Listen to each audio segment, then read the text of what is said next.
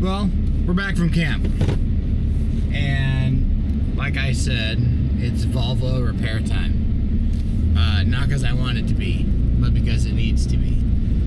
So, I'm doing the usual, on my way to Maverick, and I'm gonna get some breakfast, a lot of hydration. It's super hot. 12 o'clock right now, it's 94 degrees. So it's just already hot. I am going to Lowe's to get a porta-cool for my shop. Because it's just, I worked in there yesterday.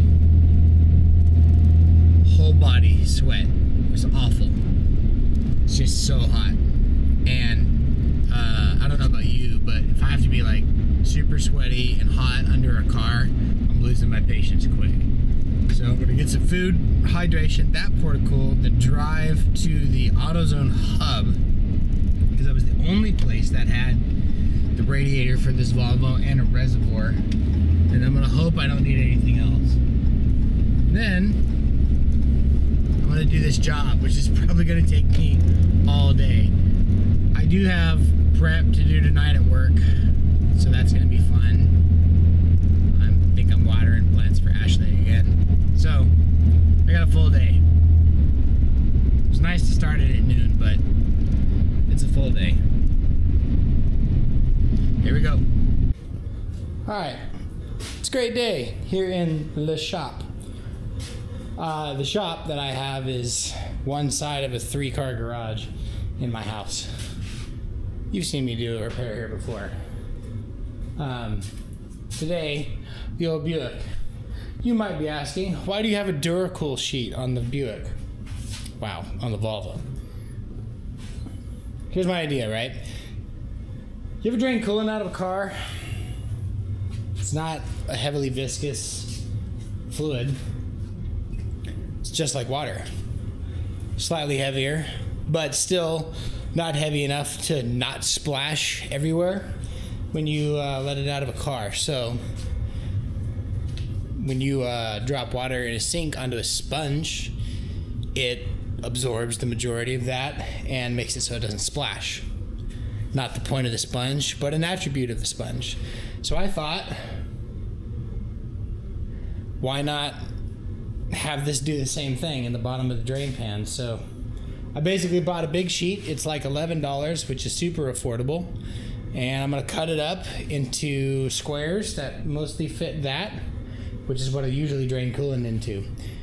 You might say to yourself, usually drain coolant, how much coolant are you going through? Well, let me tell you.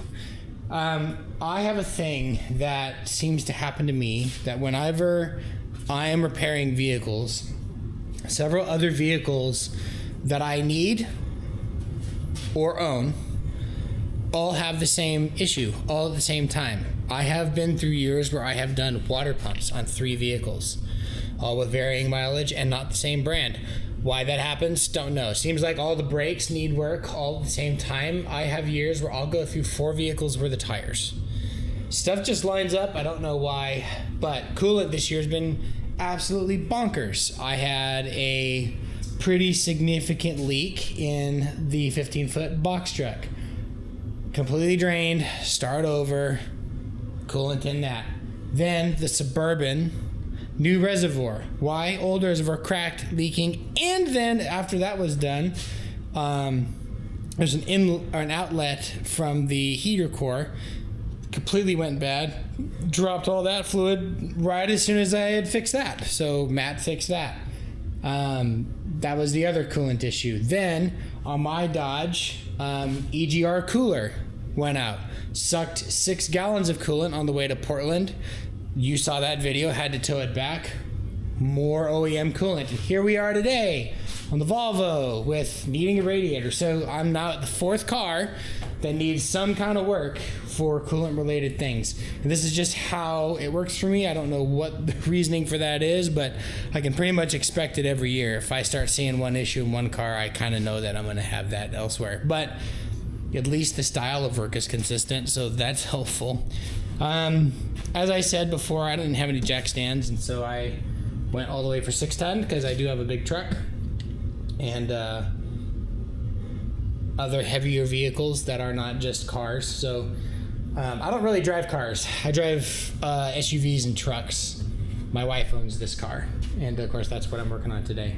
So I've got stuff moved in the shop. I'm gonna make a little more room for myself. We've got our rad here, Duralast radiator from AutoZone. I've got a Dorman replacement reservoir for this particular Volvo.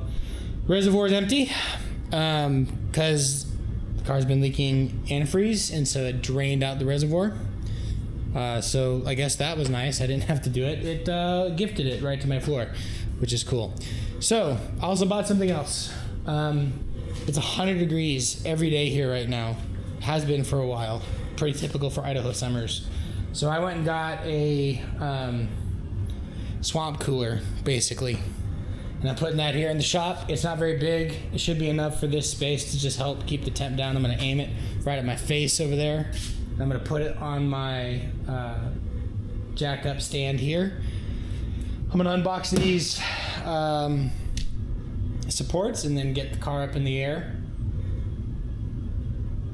Start on this repair that I super don't want to start on. All right, let's get going.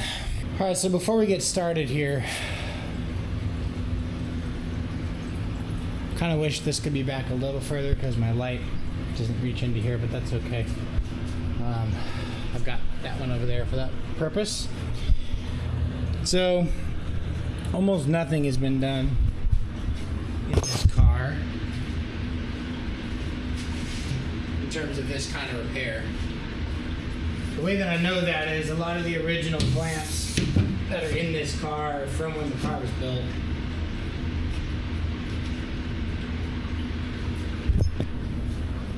So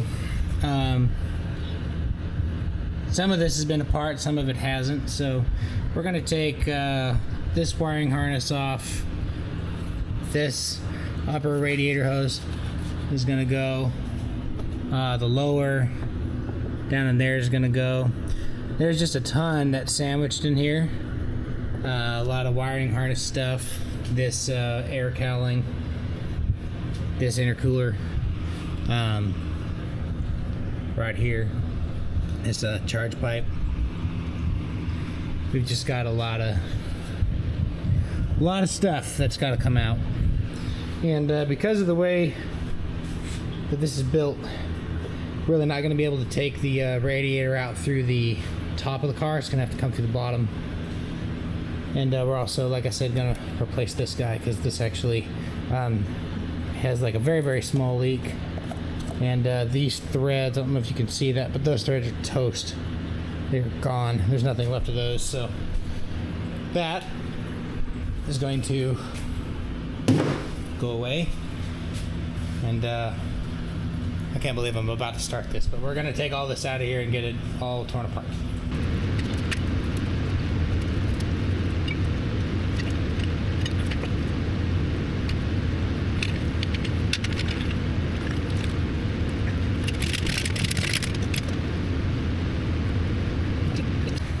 While I'm getting this rig up in the air, I've also noticed the tires on it are pretty bad. There, these is actual dry rot. What's in that tire? And the tread is not awesome. They've worn fairly even, but we will absolutely be putting tires on this, and I guess while we're here we'll just clean all the brake dust off that wheel because it looks bad. So, some of the first steps into this right now, really basic. I took the intercooler pipe off and the air assembly out. So just got a big hole here, and I've just started unclipping some of the lines here, some of the wiring harness that sits on top of this radiator. In fact, the biggest one here is just power to this fan. But basically the biggest deal is getting a lot of this stuff out of the way. And this tube down here is what connects to that intercooler pipe, and some of these things, work's been done here before, so not all of it's clipped in. My experience with Volvos is that this engine bay, it gets so hot, and all of this wire cover stuff just is super brittle, and ours is too. And because of that, I'm going to be adding some of my spare stuff back to keep that protected, because we don't want wires rubbing on stuff like this stuff. I mean, that's how it was sitting when I got here, so you could tell that it had covers before, but a lot of it's down here in pieces, so we're going to fix that, get some cover on that stuff, because eventually that stuff will wear through, and we don't want that. This engine is old, so I'll be looking at some other things while I'm here, but I mean, it's got 240,000 miles on it. It eats a little bit of oil. It doesn't look like the maintenance intervals were always awesome from the previous two owners of this vehicle. Like, they were good enough, but they weren't awesome. And you can tell that just by looking inside the oil fill.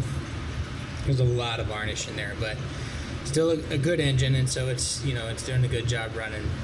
There's a lot of crap to pull out of here, so that's kind of what I'm working on next. But after this, I'm going to start loosening the bolts that hold the sandwich here together, and we're going to start dropping the oil cooler, the transmission cooler, and the AC condenser. Get that stuff out of the way so I can dump the rat out of this, and then we got a lot of other connections we got to loosen. All right, now that the two bolts holding this in at the top have been disconnected, and the plug, the wiring harness is out of the way, I'm going to move this tube up here, and I hope I don't have to remove this right away, but I obviously can if I need to. I'm going to try to get this fan and shroud out of here. Nice. So honestly, if you were just replacing this is not a terrible repair. It's a heavy fan. Alright, off to the next stuff. Alright, so you can see that right here we've got some corrosion built up. There's a leak right in that spot. I don't see much of anything else. You know, the rest of the rad looks pretty okay.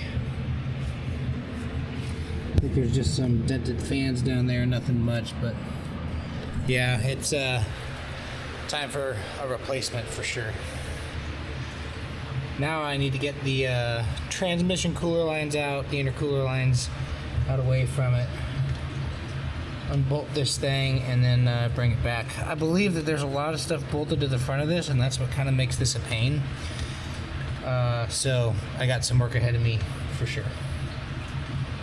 Right now I need to get the underside off so I can drain the coolant out of it, and there's a big skid plate under here that needs to leave so that I can have access to this. So I'm going to do that next. Alright, so if this car had a skid plate, it doesn't anymore. So down here, we're going to need a... Oh, I'm actually not sure. Let's grab a T25 and a 20. Throw it under here and see if we can get this thing off.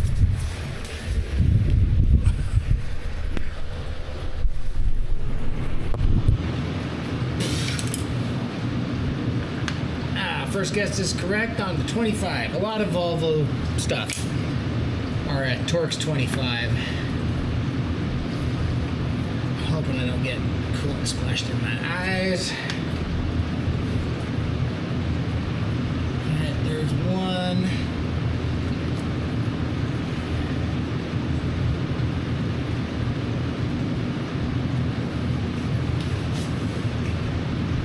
Things that are body clips are not my specialty in the slightest.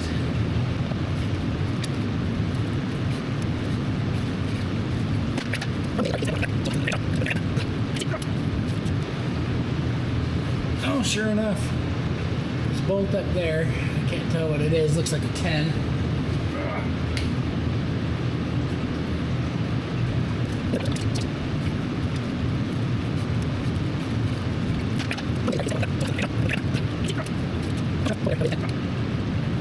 There we go.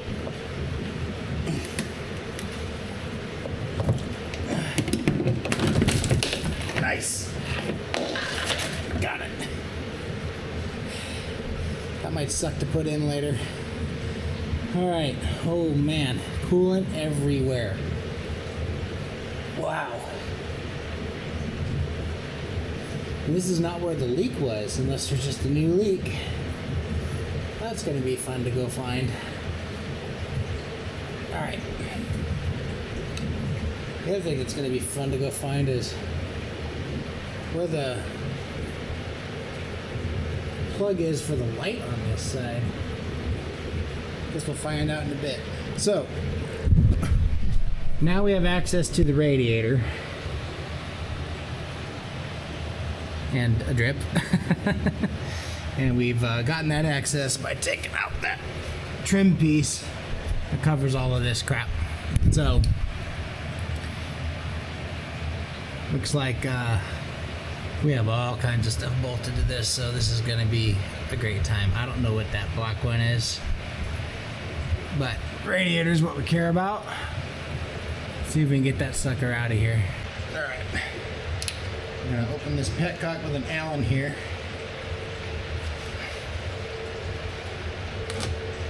And start draining this coolant, or what's left of the coolant. Nice. Hey, my idea worked great. No splash. Haha, win.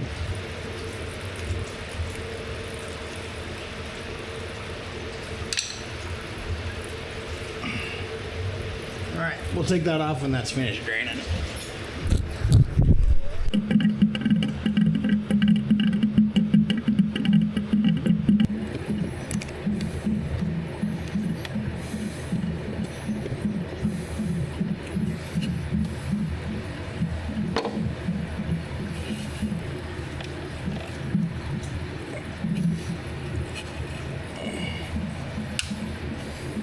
Take this clip out. I thought it was. There it goes. Got it. Can't tell by what's on it what it goes to.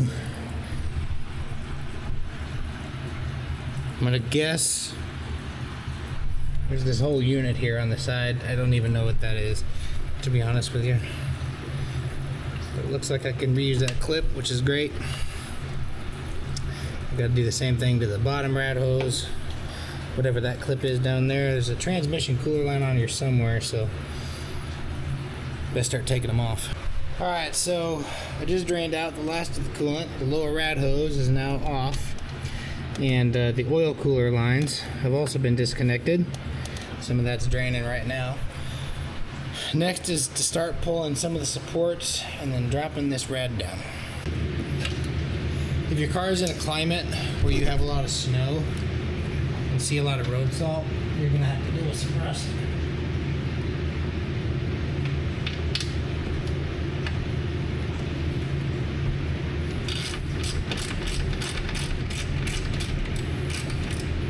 Luckily, this car has not had any of that, so.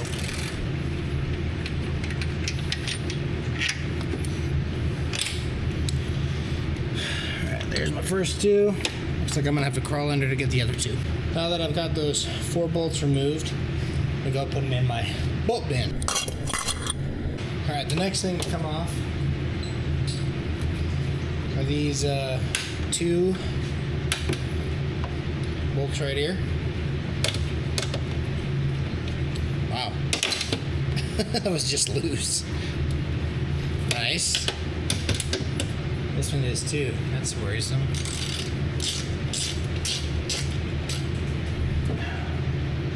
Well, I think somebody has done work here before, because a lot of the factory stuff that you would see is not in play. Just things like regular clamps have been put back on, where permanent clamps have been. So I think this car has been through a radiator before. That is a tight area.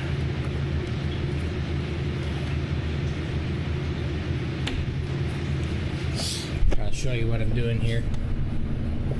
Way down in that spot is that clamp. Of course it's fighting me, and of course it wants to turn. But I just need to get it loose enough where we can pull that out.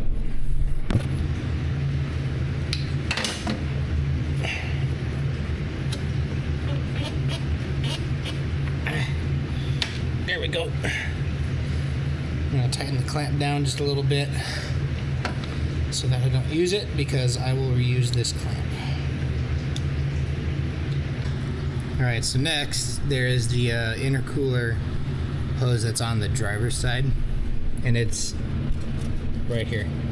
And as you can see, there's a small clamp that we're going to get down to there so we can take this off.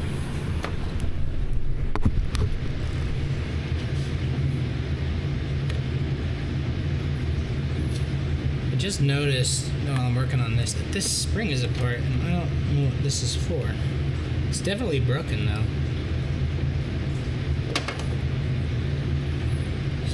What looks like vacuum lines coming to it. It's super broken. I don't remember if that was a thing before. It's in the area I'm working in though, so I think it finally gave way. It's very cracked. So this kind of looks like what I remember on like a Jeep I worked on once.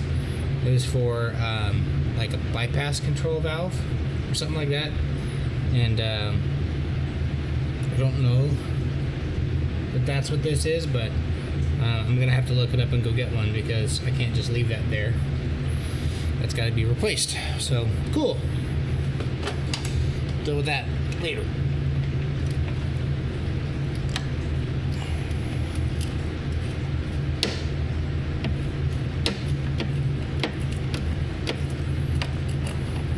I just had a repair done from my main mechanic, and on my big truck, and he broke the fuel rail pressure sensor,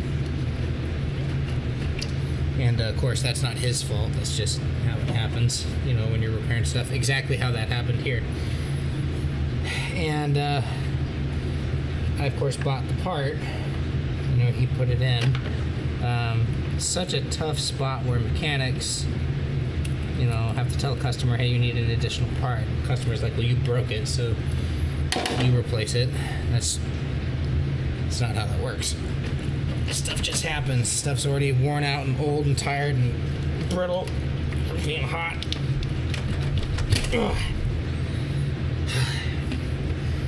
Alright, that's disconnected. Put the clamp back on the line, tighten it down a little bit so I don't lose it. Cummins wanted $600 for that unit. I was like, nope, not doing that. So $120 later, aftermarket. I normally try to go OEM, but $600. No, not happening.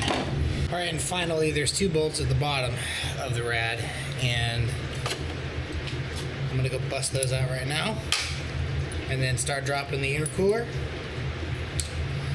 and the rad. Both of them come out together and they go through the bottom of the car. Alright, so I got the two bolts out, fairly large. Come out of the bottom up here. Now that the radiator's tilted, it's draining out a little more coolant that's stuck in there. I'll probably shake out what's left in there and then start guiding these two units out of here, the intercooler and the radiator.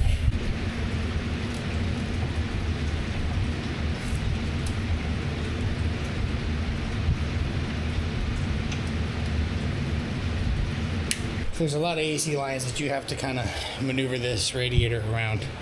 But also, there's this clip on the top of the intercooler. Don't forget to take that guy out. You don't want to be slamming that connector into a position where it's unusable. For those of you replacing Volvo parts, you understand that there's a large price to those kinds of things. All right, nice. Let's see if we can drop this the rest of the way through.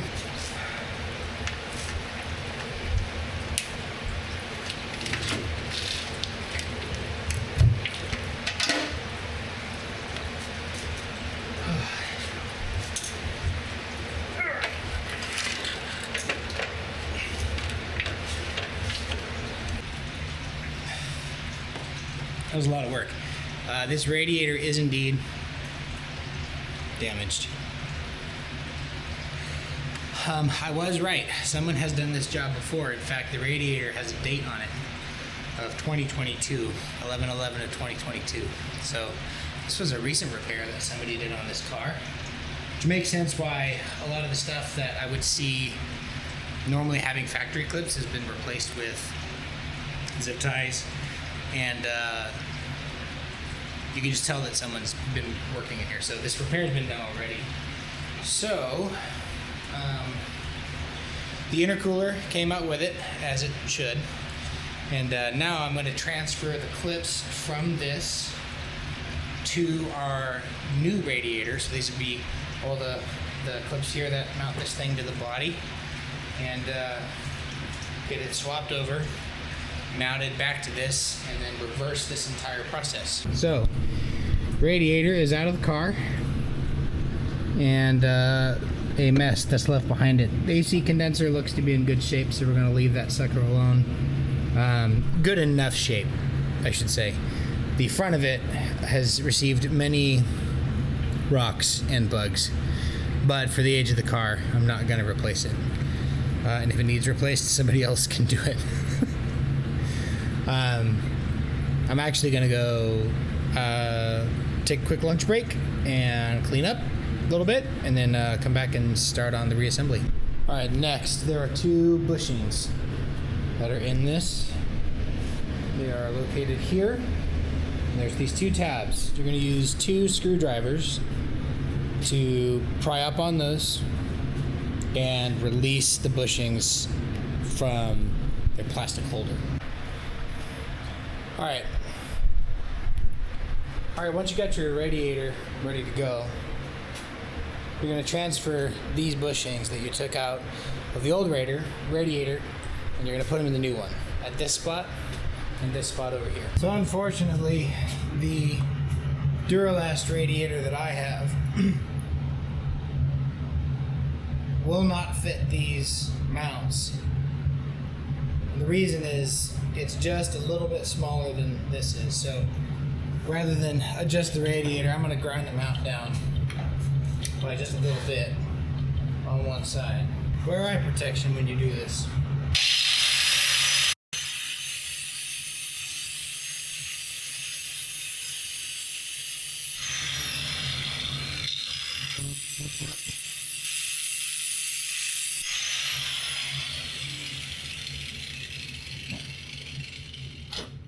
We'll see what that does.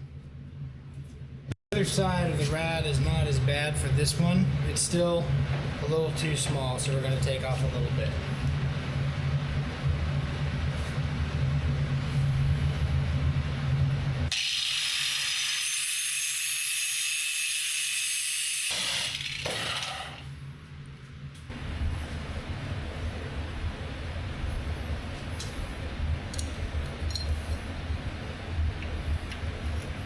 Nice.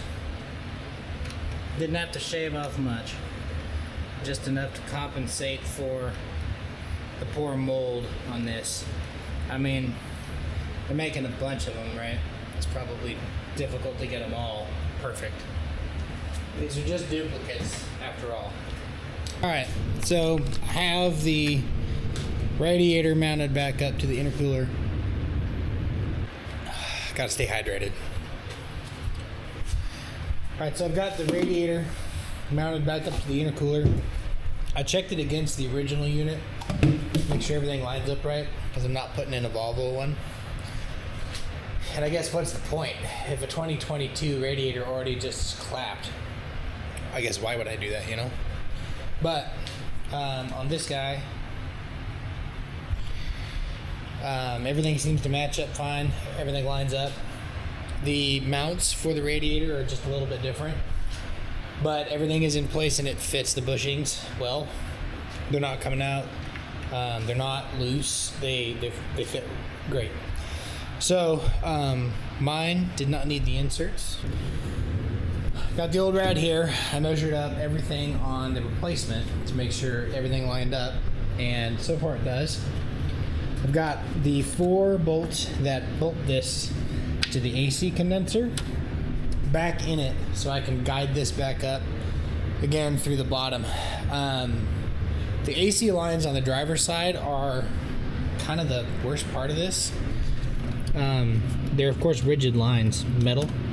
They're just like not, they move a lot. So kind of getting this stuff back up here is a bit of a pain, but I think once we get all this mashed in, get the condenser to lock in with this front unit, we should be able to lift this all in at once. And then the AC condensers, you saw me pull it out, those will come back up to here, and we'll put those bolts back in. Alright, so now that we've got this little seat holding the rad in, I need to make sure all of this stuff lines up. Once it is fairly close, then I'm going to start pushing the rad up. Okay, so at this point, we have snugged up the radiator through the 2. Oh, losing my light. Snugged up the radiator through those 2 bolts, and also taken 4 that align the AC condenser, the intercooler, and the rad all together.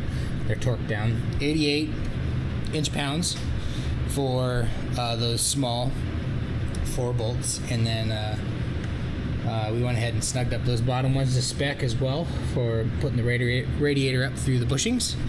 And now that everything is aligned, if we just scoot this back, these are ready to come in and take their mounting bolts up front. These are ready to go together. We're going to do that next. This is the appropriate time while you're down there snugging those bolts up. The bottom rad hose can go on, and then the transmission cooler line can go in, or whichever one it is. It's oil or transmission, I don't remember, but there's 2 of them. Obviously they're going to both go on these sides. We'll do that, snug these up, and then we'll go ahead and start putting our other accessories back on. Alright, way deep in here on that nipple down in there, that's where this bleeder hose goes, so I'm going to finagle that in there. I left my clamp a little bit tight so I don't lose it, because dropping that in there would just be an atrocious time. And then once that's done, we'll get it cinched and then lock it into place with the holders that are up in here.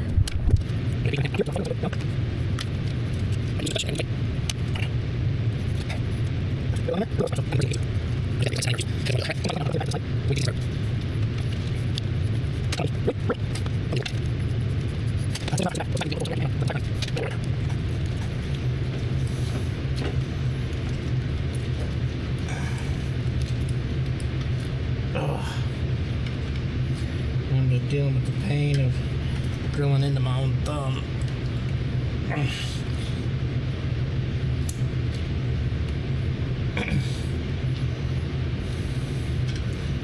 Alright. About all I'm going to get with that. I'm going to switch on over to flathead.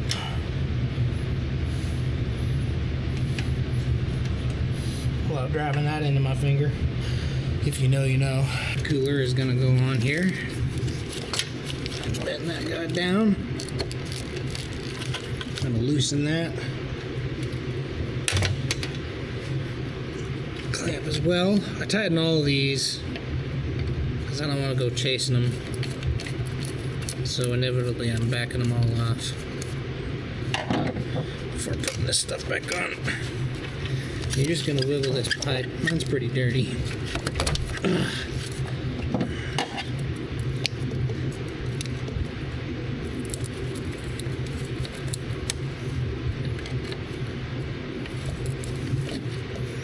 Now, most of these are 1/4 inch.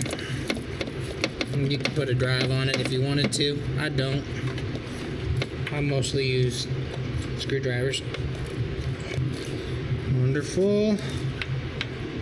Here, plug that line in. Okay, both those are in. Bottom rod hose is good and tight. The intake line tight as well. Alright, so now that all of these connections have been made, the next thing we're going to do is drop the fan in here.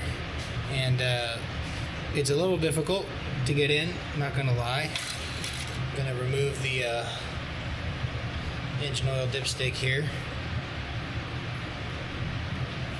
to a safe place. So it's out of the way.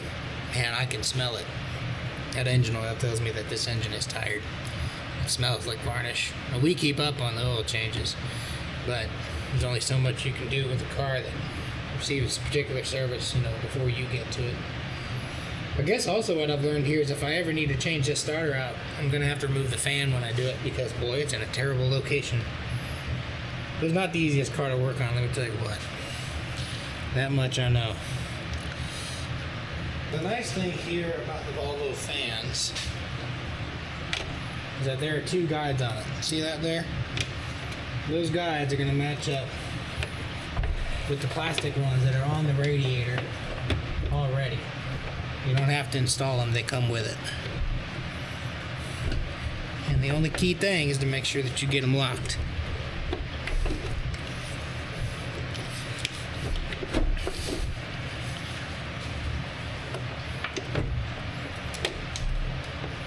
That is the support of the fan. I mean, it's actually really easy to put in. And once it's in, these two holes are going to line up. Some radiators, by the way, I didn't mention this earlier, but some radiators, when you buy them, you have to put the inserts for the bolts that will inevitably go in here.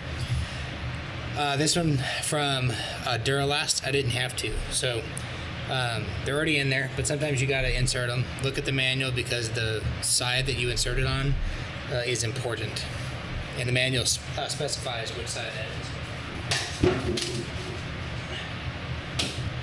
Alright, so here's an important point. I've got a defect in the plastic, like I did earlier, so I'm just going to have to move this a little bit, and then it'll bite the rest of the way. So a lot of the remanufactured parts or design parts from third-party distributors, they're not perfect. You just got to keep that in mind. You can see that that doesn't line up like it should. See how it's just a little bit off? And it's off just enough that I can't start the threads. So what I'm going to do is set this bolt aside.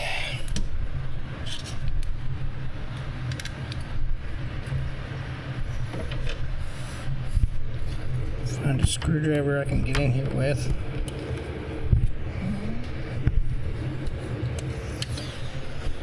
I'm going to see if I can nudge that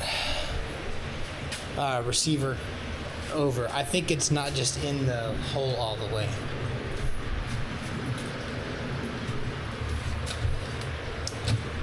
This is where I need to be. Get a little shorty in there.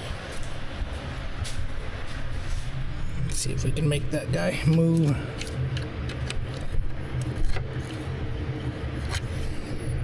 I might have done it.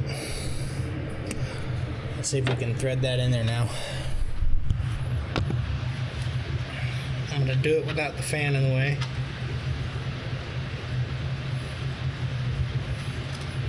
Oh yeah. Yep. It was just not placed correctly. It was just a little bit off. Alright, so now I got to re-verify that the fan is down on the holder, which it is not.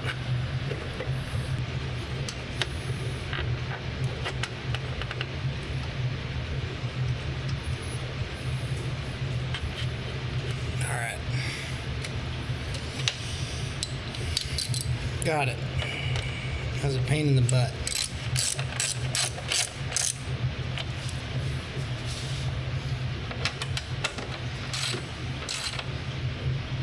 Alright, now that the top is all secured, We've got that trim piece down here.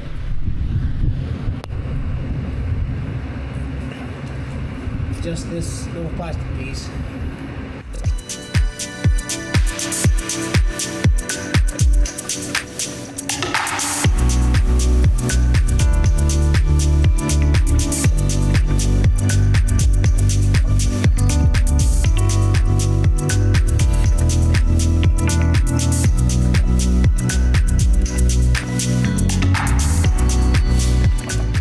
Alright, so I've installed this.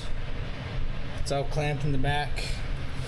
This is a T25 back into the intake manifold.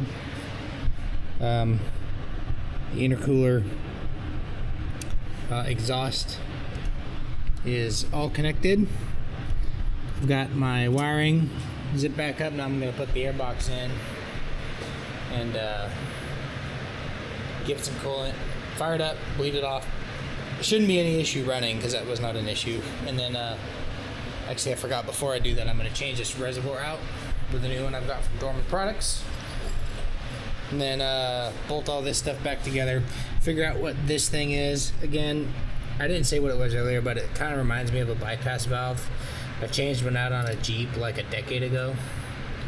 I have no idea that that's what it is, but I'm going to find out here real quick. It looks vacuum related to me. All right, well, we're all wrapped up here. I was correct. This is a bypass valve. I need it changed anyway. So I'm gonna order one for pickup tomorrow. I'll slam that in. The rest of this is all together. The airbox is on. The tube that feeds it, that goes under this cowling. All the turbo stuff's in. Dipstick's back. I put a little bit of coolant in that to just gravity bleed some. I'm expecting between 1.5 gallons to 2 gallons of use. We'll warm this thing up for 45 minutes, let it bleed, and hopefully no issues. Putting blue in it. European Peak original equipment technology. Pretty much all we have here in the shop is Peak. Unless it's my Dodge Ram, then I've got Mopar Ode coolant, specific to that truck.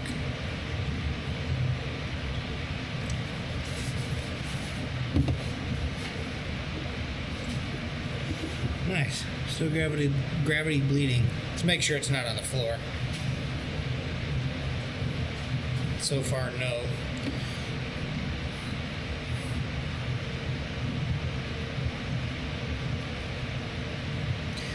Well, I can't pick this up till tomorrow anyway. That's probably when that part's going to be available for pickup. It's about 10:30 at night.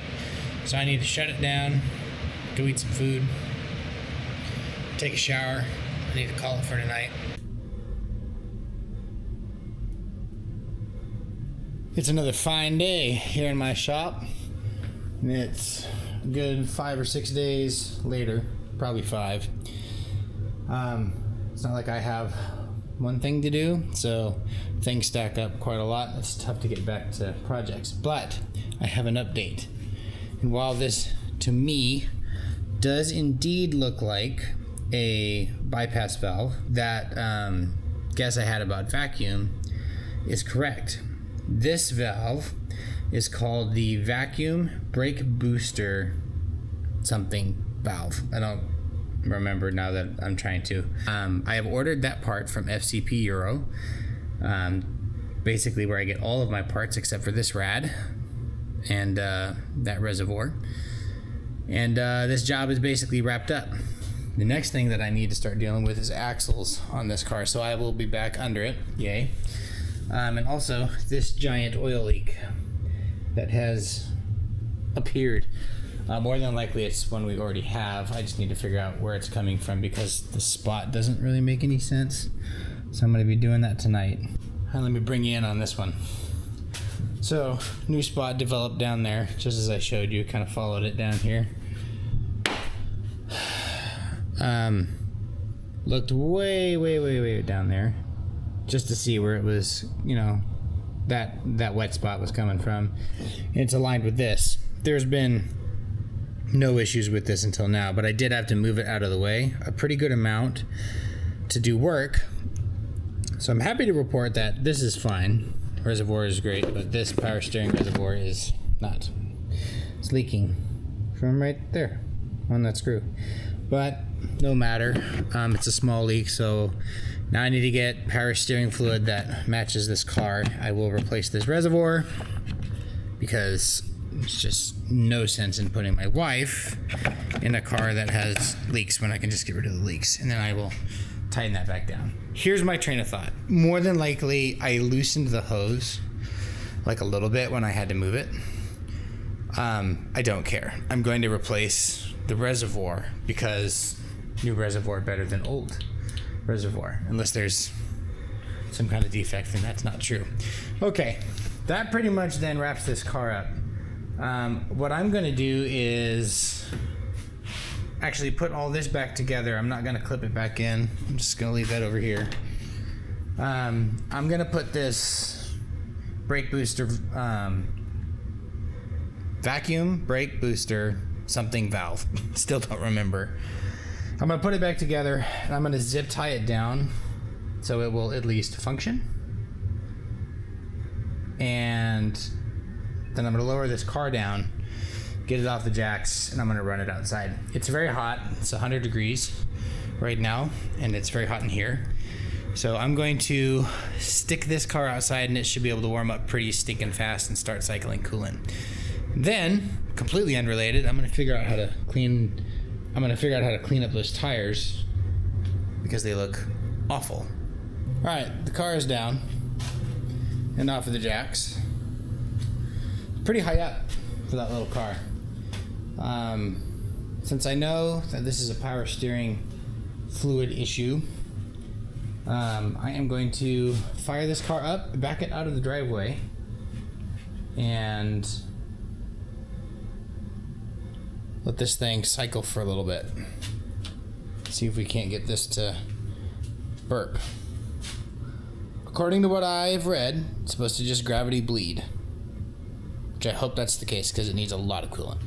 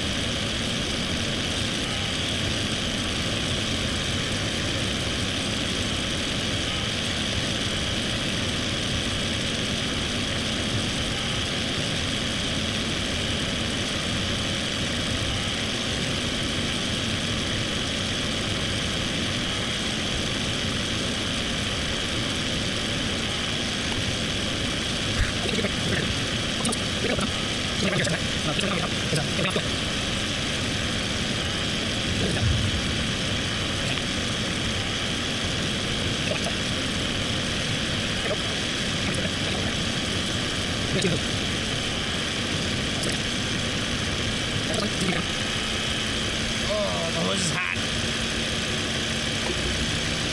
Still air in there though. Might have to get some oven mitts.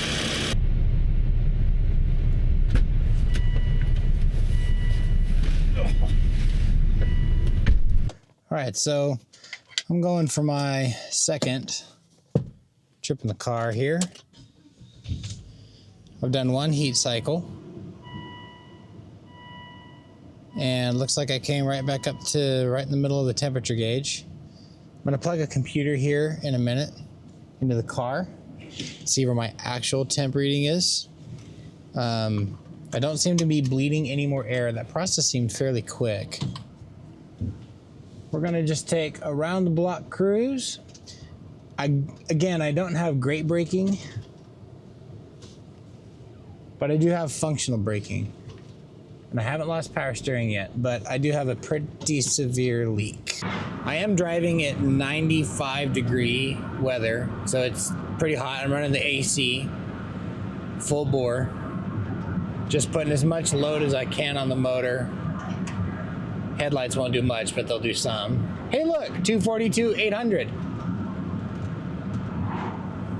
Car's been running for a while. It's holding temp pretty good.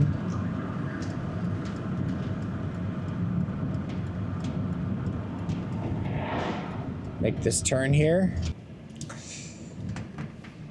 At least this part's done and the car is drivable and comfortable, so we'll take that. Right? Right.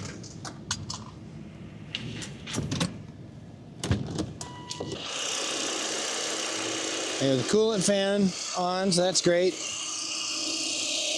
Love to see that. Wow, it's hot in here. Oh, I'm actually a little low. I'm at the minimum mark. Oh, and I see more air bubbles. I think.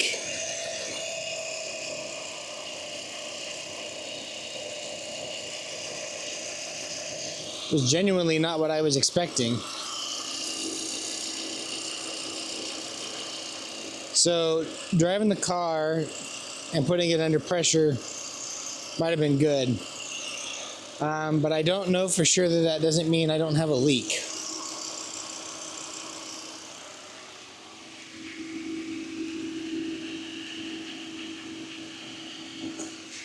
There's a huge drip in the middle of the car, but I'm pretty sure that's the condensate from the air conditioner. I'm gonna go ahead and bring the car back in the shop bay, and I'm gonna let it cool all the way down.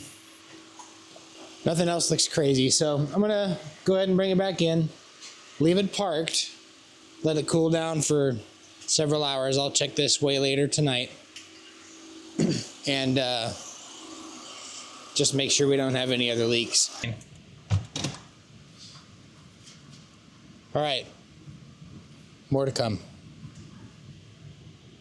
All right, so here's the update.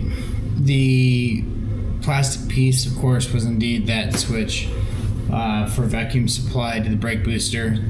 Had to order that out of Sweden, actually.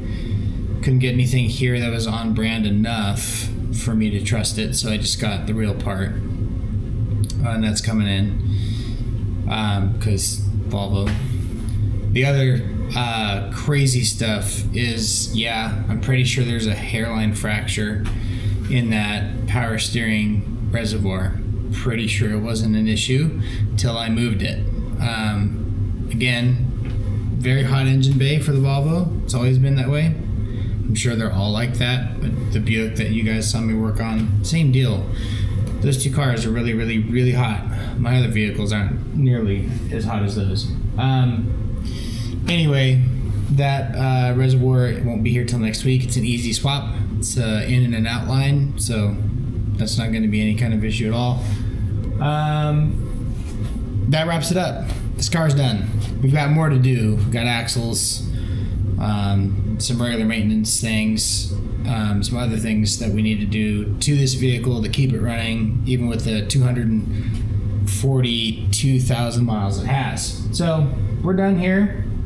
She's back on my side of the shop while I finish out those other two parts, and then it'll leave here and go to its primary spot, and I'll move on to something else. Thanks for following along. Appreciate everyone who has subscribed. I think we're over 500 people now, so that's pretty crazy. 500 people want to watch me very chaotically make my way through projects. Cool. Appreciate that. Catch you guys in the next one.